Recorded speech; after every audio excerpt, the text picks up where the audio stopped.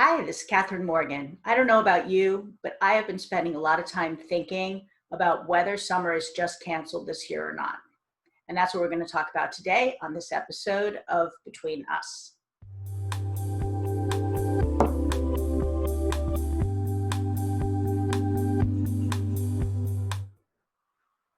Hi, it's Catherine Morgan from Point A to Point B Transitions. And I have been thinking a lot about summer as we approach the July 4th holiday here in the US. We've kicked off the summer season, but this summer is nothing like any other summer that I've ever experienced. Part of the reason I put up with the horrendous winter in Chicago is because the summer season is usually so incredible, with outdoor music everywhere, street fests all the time, art fests all the time. It's Chicago Summer Dance. There's so much to do in Chicago. Usually I am out 4 days a week and having the time of my life, which more than makes up for the times that I'm cooped up for 2-3 months at a time, January, February, cooking stews or making the best of cocooning time. But now I'm not going to have that. Even as Chicago's opening up this week, the times that we can gather together as a big crush of humanity, dancing, singing, enjoying our music, it's not going to happen. And you know what? I'm devastated.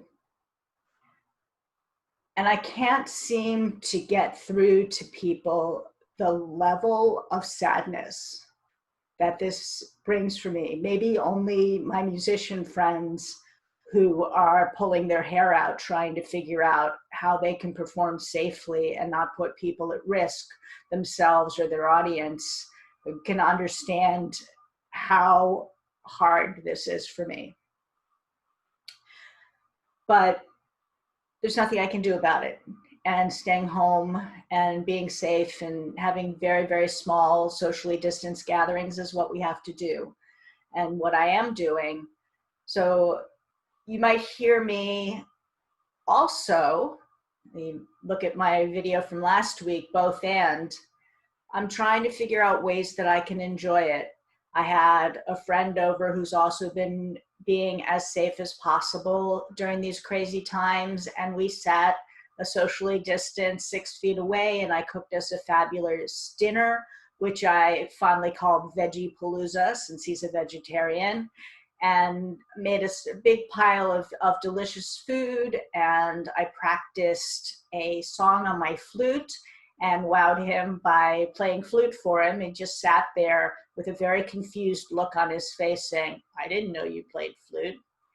I didn't know how he couldn't know I played flute since he's been in my living room a zillion times and seen the flute case, but there it was.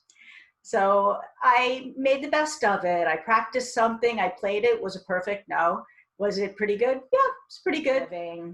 I also raided my closet and found this shirt, which I bought in 1985 at a store for trendy gay men on Halsted and Webster.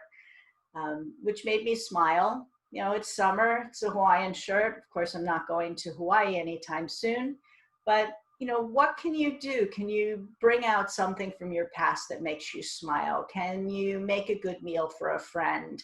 Can you pick up an instrument that you haven't played in 30 years and just play a little something? Whatever these hits of learning or remembering, or I don't know, just to bring in some heart during these crazy, crazy times, I think it's important, and maybe stops us from dipping into despair. We all have our things. There are things you can do. Find your creativity, find your ways to celebrate. Don't let this COVID crisis hijack your joy, hijack your summer. Even if you have to acknowledge that there's some parts of it that you're just not going to be able to do this year. I hope this has been helpful. This has been Catherine Morgan from Point A to Point B Transitions, and this has been Just Between Us.